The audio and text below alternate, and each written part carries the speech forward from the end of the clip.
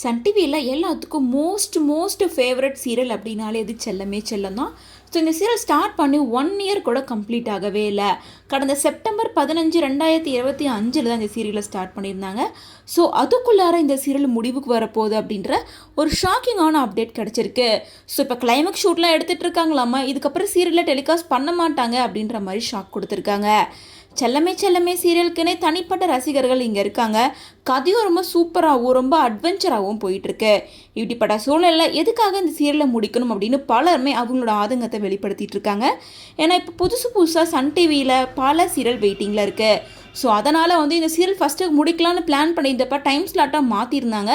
அதுக்கப்புறமா சரி ஓகே இதுக்கப்புறம் இந்த சீரியலை என் பண்ணிடலாம் அப்படின்னு பிளான் பண்ணி சீரியல் டைம்லேருந்து இந்த சீரியலை என் பண்ணுறதுக்கான ப்ராசஸில் இருக்காங்க.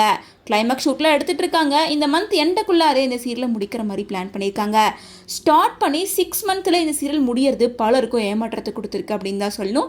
ஸோ யாரெல்லாம் செல்லமே சீரியலை மிஸ் பண்ணுறீங்க அப்படின்றத மறக்காமல் கமெண்ட்ஸ் மூலமாக ஷேர் பண்ணுங்கள். மேலும் செல்லமேக்கு பதிலாக புதுசாக என்ன சீரியல் லான்ச் பண்ண இருக்காங்க, என்ன மாதிரியான சீரியல் வரப்போகுது அப்படின்ற அப்டேட்டாக பொறுத்து இருந்ததாக பார்க்கணும்.